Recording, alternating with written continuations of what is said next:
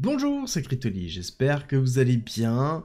Aujourd'hui, on va parler de Paul, alias Matic, la crypto de Polygon qui a été rename et qui s'enfonce dans les limbes. Je sais que vous avez beaucoup de questions, je vais essayer de vous faire un tour du propriétaire, comprendre où on en est, pourquoi on est aussi bas, pourquoi ça ne performe pas, qu'est-ce qui se passe concrètement au niveau de Polygon, est-ce que le projet est mort ou est-ce que c'est vraiment une opportunité? Globalement, je vais vous donner mon avis sur cette crypto et voir exactement ce qui est en train de se passer.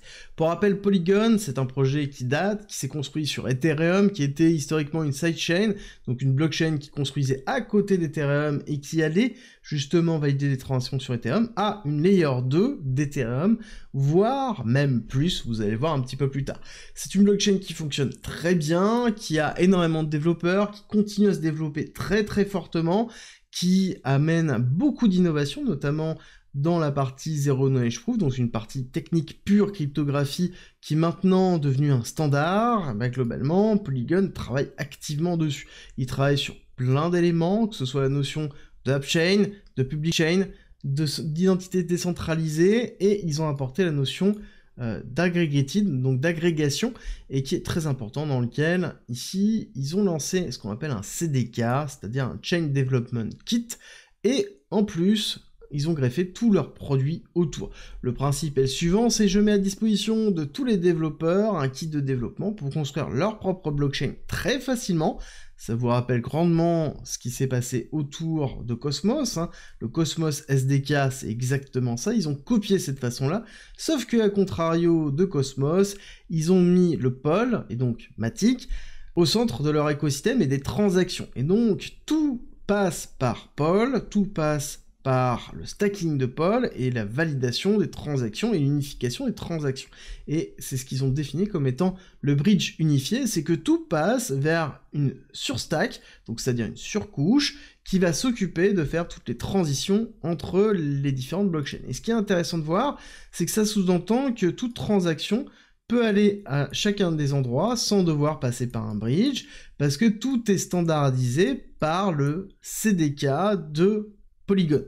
Alors du coup, techniquement, c'est très propre, techniquement, c'est vraiment intéressant, et ça offre une possibilité d'avoir une unification au niveau des protocoles utilisés, et une unification au niveau de la structure même des différentes blockchains. Mais pourquoi ça ne fonctionne pas, en tout cas au niveau du prix, alors que techniquement, ça fonctionne très très bien, et qu'on a bien une utilisation très poussée, et les développeurs qui construisent sur Polygon me disent que c'est vraiment quelque chose qui est très intéressant et qui leur simplifie grandement la vie. À ce moment-là, qu'est-ce qui pêche? J'ai envie de vous dire qu'il y a un ensemble d'éléments. Le premier, c'est que, avant d'aller voir l'analyse technique, nous avons quelque chose qui est construit sur Ethereum. Et si Ethereum galère, à ce moment-là, forcément, tout ce qui est construit au-dessus n'aura pas le déversement de liquidité, et donc galère aussi. C'est pour ça qu'on a une sous-performance de Polygon.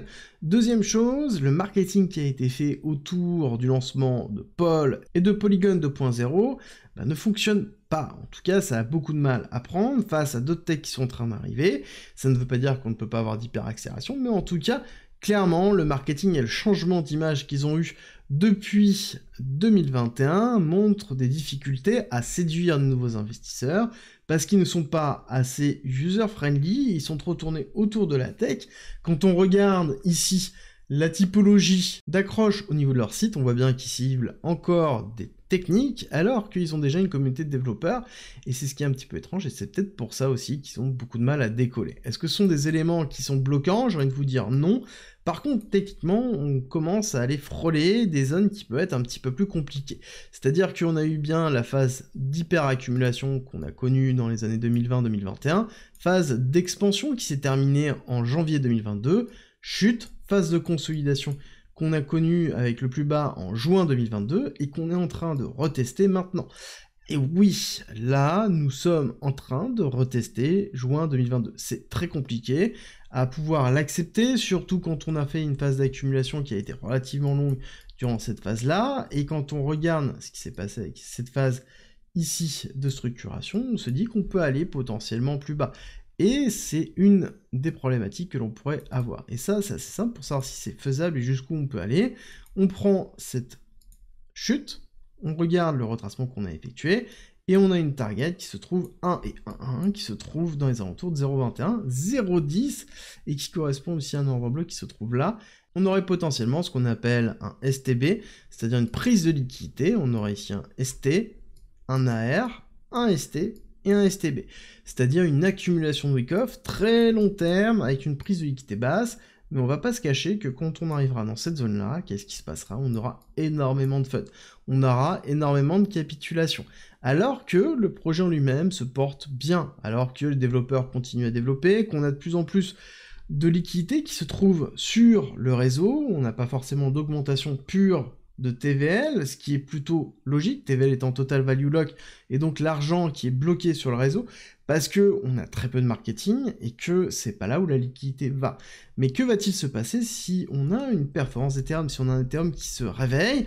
À ce moment-là, on aura une explosion de Polygon et de toutes les layers 2 qui se trouvent autour. Est-ce que pour moi Polygon est un projet solide? J'ai envie de vous dire oui, et ça le restera. Est-ce que c'est une opportunité à saisir? Oui, ça le peut, à savoir que ça reste quand même très risqué, parce que nous arrivons dans des zones ici qui sont sous-pricées, et donc derrière des zones qui sont compliquées à tenir psychologiquement, dans lequel on a potentiellement un risque de se dire que on peut ne pas repartir à la hausse. Et quand on a déjà une exposition qui est assez élevée, dans lequel on a fait un DCA dans ces alentours-là, et donc on a un PMA, donc c'est un prix moyen d'achat dans les alentours de 0,8, 1 $, se dire de retrouver ici un Polygon dans les 0,20, 0,10 fait très mal psychologiquement, et c'est ce qui va être le plus compliqué à gérer. Beaucoup, je sais, notamment dans la communauté, ont déjà capitulé sur Polygon et ont vendu leur bague en allant sur d'autres cryptos, et ça peut être un choix logique. Mais pour moi, on est toujours dans cette phase d'accumulation, même si on a une prise de liquidité, ici, ça restera ici qu'une prise de liquidité tant qu'on ne consolidera pas en dessous.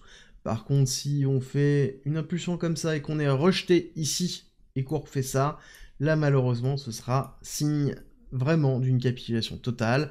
Et oui, on peut aller retester des niveaux beaucoup plus bas, mais de là à se dire qu'on va DCA toute la baisse alors qu'on est en train de se diriger en bull run, psychologiquement c'est vraiment très compliqué. Donc, est-ce que je reste positif?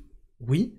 Quand je regarde le RSI ici, je vois bien qu'on a une reprise du RSI, on a une divergence haussière qui est bien présente, mais est-ce qu'elle est suffisante pour se dire qu'on va aller chercher des grosses targets, comme par exemple dans un premier temps la rupture des 1,5$ top qu'on a effectué à l'époque de février 2023, voire aller chercher la target des 5$, 5$ qui est le 1,618 de l'expansion de Fibonacci, qui est la target qui a été donnée lors de Polygon 2.0 par l'équipe, dans les targets long terme du pôle, c'est tout à fait possible.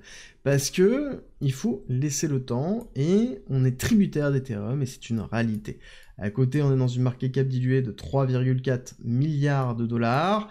Donc, encore une fois, déjà assez dilué, mais plein de projets présents sur la blockchain et avec énormément de développeurs qui continuent à développer. Donc on n'est pas sur un petit projet spéculatif, on est plutôt dans une phase d'hyper-accumulation qui est, pour moi, signe vraiment de construction. Encore une fois, faites bien attention, ça ne veut pas dire qu'on ne peut pas aller plus bas, comme je vous l'ai montré, on a des targets en bas, ça ne veut pas dire qu'on va forcément aller à 5$, ça veut juste dire qu'on est sur un actif qui est en train de s'enfoncer, qui est en sous-performance et qui a des raisons pour cela, à savoir si on est capable de pouvoir dépasser ces sous-performances pour aller plus loin. Et d'ailleurs, si vous voulez être tenu informé sur tout ce qui se passe dans le monde de la crypto-monnaie, je vous rappelle que j'ai une newsletter 100% gratuite, très simple pour vous inscrire, c'est en bas en commentaire et en description, dans lequel vous recevrez toute l'actualité et des analyses supplémentaires qui arriveront, que ce soit sur Polygon, sur d'autres cryptos en général, plein de choses à ne pas louper, c'est 100% gratuit, en commentaire, en description. Et si vous avez aimé cette vidéo et que vous voulez soutenir, c'est très simple, likez, partagez et abonnez-vous, et on se retrouve très vite pour une nouvelle vidéo.